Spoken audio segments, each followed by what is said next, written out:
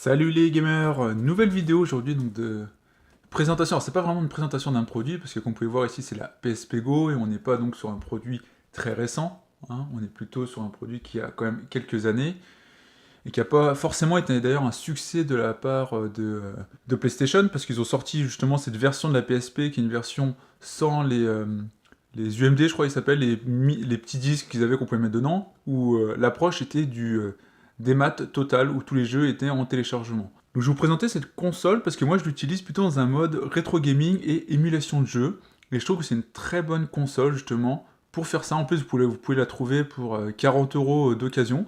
Là je vais vous montrer le produit et après je vais vous montrer concrètement donc les émulations que j'ai dessus, les types de jeux que je peux lancer. Donc j'ai des jeux PSP bien évidemment, il y a des émulateurs Mega Drive, SNES, enfin il y a tout ce qu'il faut. Donc là, on va faire déjà un petit tour du packaging et donc du produit pour ceux qui ne connaissent pas. Donc là, on voit justement une impression donc, de la PSP Go, donc qui est une version avec slider. Donc moi, j'ai la version blanche, donc c'est pour ça qu'on voit ça en visuel. Donc là, on voit ici donc, le logo de Sony, PlayStation, PSP Go, donc la PlayStation portable. C'est une version 16 Go. Sur le côté, qu'est-ce qu'on peut avoir? Sachant que toutes les connexions au serveur PlayStation Network fonctionne plus, hein, mais bon, je l'utilise pas dans ce mode-là. Donc c'est la version PSP N104 PW. Là on voit aussi tous les logos, les specs qu'ils pouvaient mettre en avant, Bluetooth, etc. Hop, derrière, est-ce qu'il y a des petites informations intéressantes? Bon, voilà, je vous montre rapidement si vous voulez lire ici la partie française. Bon, c'est bien des UMD, donc ils disent qu'ils ne fonctionnent pas avec cet appareil parce que il n'y a pas de port, comme vous pourrez le voir. On va l'ouvrir, donc on tombe directement ici sur la PSP Go, dans sa version blanche. On la verra tout à l'heure. Après, dedans, le câble de recharge, qui est un câble propriétaire. Hein. On n'est pas sur... comme on a de nos jours de plus en plus l'USB type C ou autre, hein. C'est pas du tout ça. Et après, dedans, on va avoir des petites notices justement sur le PlayStation Network, mais qui ne fonctionnent plus. Mediago, parce que ça permettait de lire des médias, et tout ce qui est notices, etc. Rien de bien super intéressant, c'est pas ce qui nous intéresse le plus. Donc ce qui veut nous intéresser, c'est la console. Alors, je vais essayer de vous la montrer donc de près, que vous puissiez la voir déjà en mode fermé. Vous pouvez voir ici donc on a des haut-parleurs, ici la diode de Bluetooth, ici un bouton Home PlayStation, encore haut-parleur, diode Bluetooth ici, là c'était Wi-Fi, logo Sony, PSP, là le bouton donc d'allumage, sur le côté, voilà, un peu sale là, donc le logo PSP et Sony, et des patins antidérapants. L'autre côté, on a pour activer le Wi-Fi, et carte mémoristique, micro-mémoristique. Donc là, carte propriétaire un peu de Sony, hein, un peu chiant, mais... et qui coûte super cher en plus. Ici, on a les gâchettes L et R. Ici, c'est pour afficher, donc je crois, le menu de la console. Ici, volume plus moins. Ici, c'est le Media Center Music, mémoire. Après, une fois qu'on l'ouvre, ce qui est l'intérêt, justement, c'est ça, c'est qu'il y a un effet slider, comme ça. Et donc là, on se retrouve sur la partie basse avec des boutons, un stick, petit, un stick, d'ailleurs assez allumé parce que ça s'allume automatiquement quand on ouvre le slider, bouton Select Start et les boutons croix, carré, triangle et rond. Donc là, vu qu'on y est déjà dessus, hein, on va essayer j'essaie de vous montrer donc l'interface. Alors si j'arrive, il y a beaucoup de reflets là. Alors donc j'ai baissé la lumière pour que vous puissiez mieux voir justement l'interface. Donc là, pour les gens qui connaissent l'univers PlayStation, vous reconnaissez totalement l'environnement avec la partie slider qui a été comme ça mise en place avec la donc PSP, PS3 de mémoire. Donc là aussi, on a toute la partie paramétrage, connexion, etc. Gestion de compte. Après, on a les extras. Bon là, il y a Digital Comics qui est installé de base. Ici, c'est le stockage système où vous pouvez voir les photos. Ici, la musique. Les vidéos, la partie jeu qui va nous intéresser. Là, ici, c'est votre connexion réseau, navigateur, etc. Et ici, le PlayStation Network. mais qui, comme je vous l'indiquais au début, ne fonctionne plus. Et en haut, vous avez la date, heure et niveau de batterie. Comme là, je vous l'indiquais donc ici, tout à l'heure, c'est pour l'allumage, où ça s'allume automatiquement votre slider. Et là, vous avez une petite diode donc, qui s'est allumée avec le power. Et ici, le Wi-Fi, si je l'active, une petite diode Wi-Fi qui va s'allumer. Bon, je vais pas le mettre parce que ça prend de la batterie et pas l'intérêt. Alors, donc moi dans la partie jeu, moi j'utilise, comme je l'ai indiqué, en partie en vision émulateur. Et aussi pour mettre des jeux PSP dessus avec des ROM qu'on peut trouver sur internet. Bon, je vous le conseille pas forcément, c'est pas tout à fait légal, mais bon.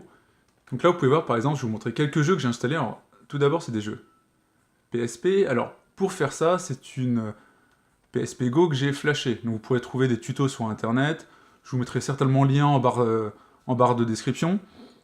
Donc justement, où je l'ai flashé.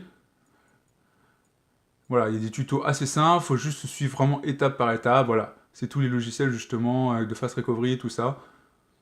Voilà, c'est tout. C'est LME que j'ai installé, voilà. Ce qui vous permet justement donc de flasher votre console et mettre notamment un firmware 6.61 Infinity. Donc là, je vous montrer rapidement les jeux PSP que j'ai pu installer déjà. Donc là, c'est une approche simple, hein, c'est juste en tout cas des ROM PSP qui sont mis dessus. Et ça, c'est annexe à toute la partie émulation. Là, on est plutôt par contre sur des émulateurs. Voilà. Émulateur Game Boy, ici, la partie arcade. Voilà, Neo Geo. Je vais vous montrer, je pense, alors je sais plus quel émulateur je peux mettre. Ici, c'est Super NES. Ça, c'est toute la partie justement de flashage. Là, c'est des jeux PSP avec Tekken 6. Hop. Ici, des Guilty Gear. NBA Live. Du Soul Calibur. FIFA 12. Et tout ça, c'est des ROM hein, qui sont juste installés dessus parce que la console est flashée. Voilà, c'est un peu tout pour voir différents jeux. Vous pouvez mettre des ROM de multilingue, il n'y a pas de problème. Voilà. C'est vraiment, vous pouvez mettre de tout. Alors, ce que je vais faire, c'est que je vais vous lancer déjà un premier jeu, je pense. PSP, tant qu'à faire. Alors, on va essayer de prendre un jeu qui se lance rapidement. Peut-être un Soul Calibur, justement. Ah, bah, il était où? C'était où? Ah, je l'ai pas, c'est bon. Alors, je vais remettre un Street Fighter. Comme ça, vous allez pouvoir voir la console lancée en soi dans son modèle initial.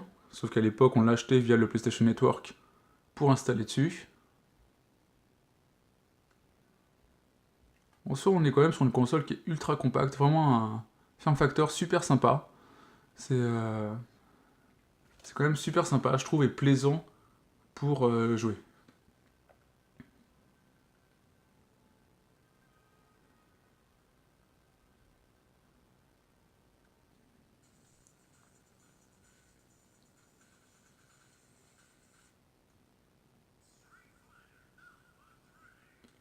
Alors, on va faire un mode arcade rapide. Hein. Je suis pas un expert, alors d'avance, désolé.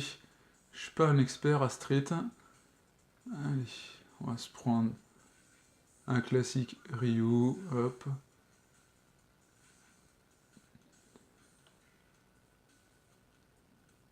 tout cas, vous pouvez voir que l'écran est quand même plutôt joli, assez lumineux. Vraiment une bonne qualité d'affichage, je trouve. Il y a quand même quelque chose en plus d'ultra compact, quoi. C'est super plaisant. Hop.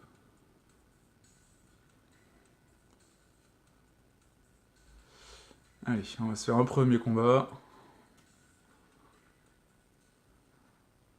Vous voyez, hein, la qualité quand même.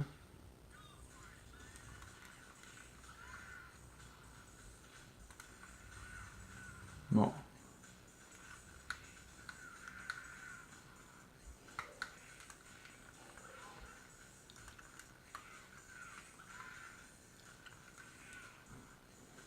Bon, je vous l'avais dit, hein, je suis vraiment pas un expert de Street.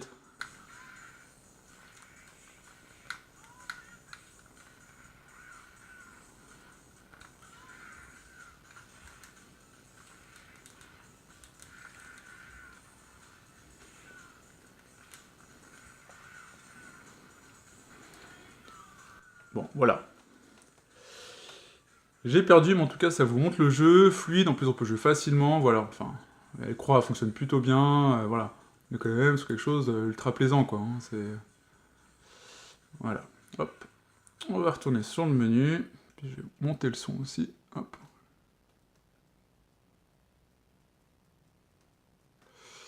Alors... Je vais vous montrer les mix, après je vais vous montrer de l'émulation. Je crois que j'aurais mis des ROMs sur... Je ne sais plus sur quoi j'ai mis des ROMs, justement, donc d'anciens jeux. Peut-être celui-là, c'est peut-être Mega Drive, je me souviens plus celui-là, c'est... Vous voyez, quand vous lancez en fait l'émulateur, ça se lance comme une console. Alors... Donc là, ça va être des ROMs. Alors là, c'est NES. Bon, on va voir, il y a quelques ROMs qui sont mises. Bon, on va en lancer une, hein, j'avoue. J'avoue, je les ai pas lancées, donc je sais pas du tout c'est quoi, j'en sais une au hasard. Voilà, bon. Pas du tout c'est quoi ce jeu. Bon, ok. Voilà. Je connais pas ce jeu, mais a priori, un jeunesse. Je sais pas du tout ce qu'il faut faire après. Bon, on va essayer de lancer un autre émulateur.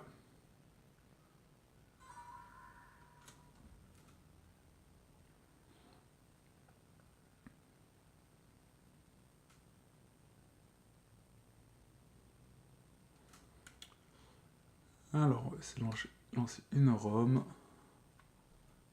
Voilà, en soi, vous voyez toute l'arborescence de la console. Voilà, alors on va se lancer. Qu'est-ce qu'on peut se lancer? Donc c'est l'air de... Ah, Fatal Fury. Allez. Hop.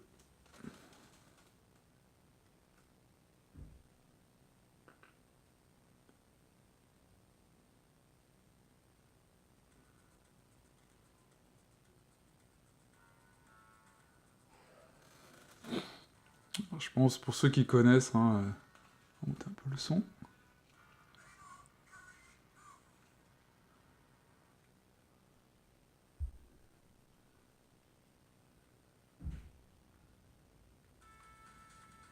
Hop, allez, on va se prendre.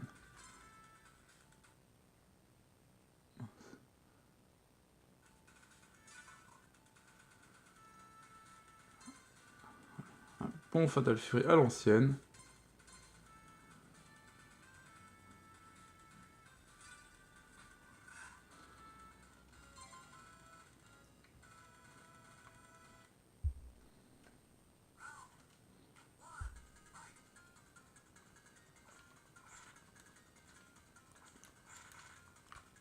Alors, bon, ça ne plus du tout des touches, hein. Ça fait encore plus longtemps.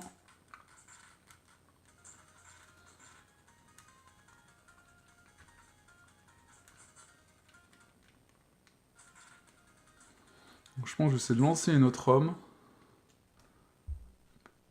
Alors. Voilà, celle-là. Et on peut lancer une autre ROM à la volée. Maintenant. Un Dragon Ball Z, par exemple. Ouais, comme vous pouvez voir, ça se lance plutôt facilement, c'est assez fluide, vous pouvez mettre un tas de ROM. Alors de base, moi j'ai 16 Go. Et vous pouvez justement rajouter avec une micro memory stick autant de jeux que vous le souhaitez.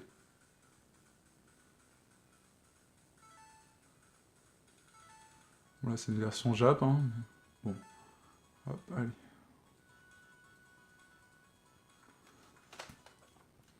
Pour les nostalgiques, hein, qui ont aimé, justement, qu'on jouait sur Mega Drive à l'époque, c'est Dragon Ball Z, là.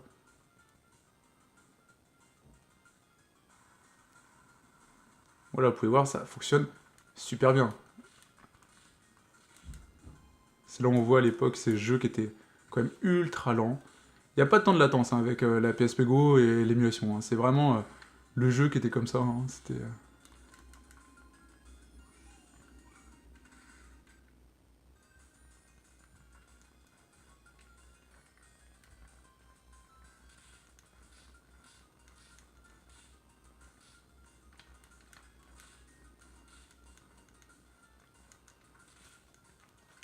Voilà, hein, c'était juste pour vous montrer, hein, pas vous faire une partie totale. Hein. Hop, on fait ça. Et on quitte. Vous voyez, c'est ultra simple, c'est ultra plaisant, on peut changer justement, passer d'émulateur en émulateur, on peut lancer des jeux, vous pouvez lancer justement donc des jeux PSP aussi, vous pouvez mettre dessus, enfin voilà, l'émulation, il y a tout ce qu'il faut, vous avez vraiment de quoi vous faire plaisir, il y a vraiment ce qu'il faut, donc, justement je vais vous montrer Soul Calibur quand même, qui est visuellement plutôt sympa, et qui est ultra fluide, hein, pour une console qui est ultra fine, et qui a quand même quelques années. Hein. J'ai pas pris la date, j'aurais dû vous la prendre justement pour vous dire, mais ça date, hein. Déjà c'est la date de la PSP, donc ça date aussi, donc c'était même si c'était en fin de vie. Mais voilà, on est quelque chose sur de fluide, super joli, sur un écran qui est de bonne qualité, et justement, comme je l'indiquais, vous pouvez le trouver à moins de 40 € une PSP Go. Si vous cherchez bien, vous pouvez trouver ça facilement. Après, il faut juste la bidouiller justement et la flasher, parce que sinon il n'y a aucun intérêt, vu qu'il n'y a plus d'accès au PlayStation Network. Mais après, voilà, vous pouvez faire quelque chose de ultra sympa. Je vous laisse un peu...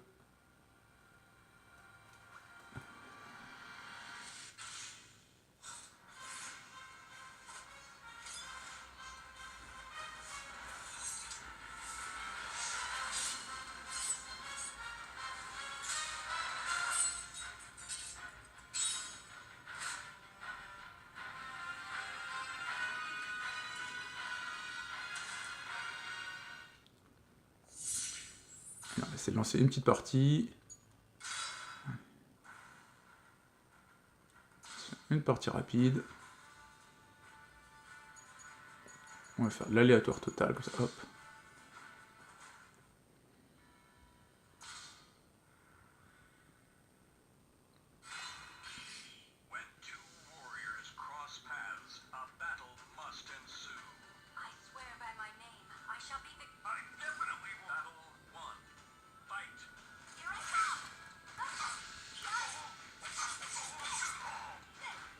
Qu'est-ce que vous en pensez quand même pour un jeu qui est quand même pas tout nouveau, on a quand même quelque chose d'assez joli en 3D. Ultra fluide quoi. Puis bon, les Soul Calibur. Donc voilà rapidement, bon je mets en pause, voilà rapidement en tout cas cette petite vidéo justement donc de... Hop, je vais quitter le jeu. Cette petite vidéo donc de présentation à la fois donc de la PSP Go et aussi pour moi d'une console en soi, donc de rétro gaming qui est ultra sympa, on en voit de plus en plus, et en fait on peut détourner justement des consoles existantes, comme cette petite console qui est ultra compacte, ultra sympa, de bonne qualité, on est sur une fabrication quand même Sony, qui fonctionne très bien, vous avez ce qu'il faut en émulateur, vous pouvez mettre des jeux PSP, voilà. Pour moi on est sur quelque chose de vraiment super, et qui peut être bien justement pour l'émulation, en tout cas moi je l'utilise pour ça. Donc j'espère que cette vidéo vous a plu, si c'est le cas n'hésitez pas à mettre un like et à partager la vidéo, et à me dire en commentaire ce que vous utilisez vous pour faire de l'émulation. Je vous ai déjà montré une autre tablette Android, la Blaze Table, qui est super bien aussi, que j'utilise mais qui est sur un plus gros écran, etc. Et là on est sur autre chose, on est vraiment sur un facteur tout petit, vous pouvez le mettre dans un sac facilement, hein, ouais. Comparé à ma main, j'ai pas non plus une main énorme, vous voyez, ça fait la moitié de ma main. Voilà, avec un écran de qualité, une bonne fabrication. Donc voilà pour cette petite vidéo, j'espère que ça vous a plu, et puis on se retrouve pour plein d'autres vidéos. Ciao les gamers!